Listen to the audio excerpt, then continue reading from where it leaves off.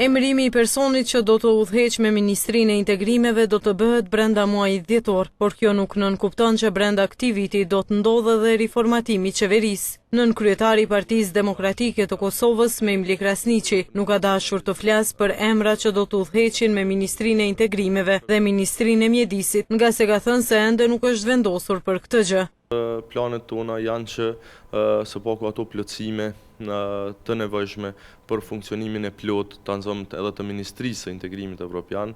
besa edhe Ministrisë së Mjedisit, të ndodhin shumë shpejt, ndoshta gjatë ditëve të ardhshme, pavarësisht se a do të ketë edhe ndryshimet të tjera, qoftë nga partneri i koalicionit apo jo. Krasniqi ka shtuar se pas gjithë këtyre vonesave, zgjidhja më e mirë do të ishte krijimi i një plani strategjik për riformatim të dikastereve të ndryshme të ministrive, por sipas tij për këtë proces është jashtëzakonisht i rëndësishëm një ligj për qeverinë, duke bërë kështu bazën legjislative që cakton se sa ministri duhet të ketë ekzekutivi. Ajo që mendoj është domosdoshme është krijimi i kornizës ligjore, sepse ne ende s'kemi ligj për qeverinë. Mendoj që prioriteti ynë dhe për këtë kohë besoj pajtueshmëri të këto dy parti që udhëheqin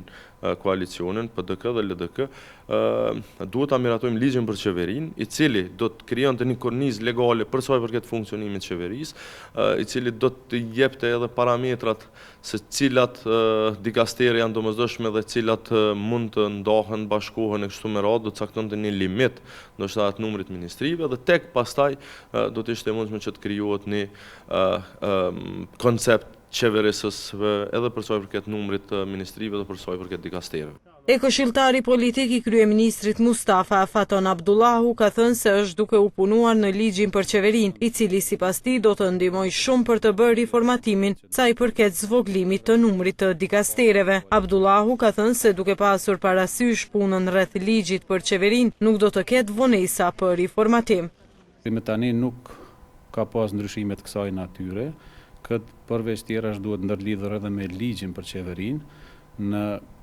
kuadër cilit po punohet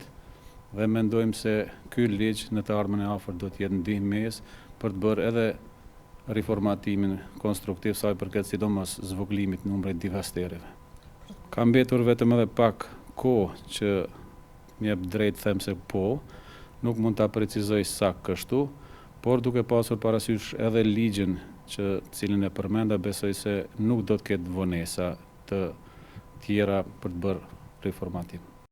Megjithatë, partitë opozitare janë deklaruar se nuk e shohin dobiprorës riformatimin edhe nëse ai realizohet. Madje ato mendojnë se një gjë e tillë do të bëhej vetëm për interesa politike dhe shpërqendrim të vëmendjes nga dështimet e qeverisë.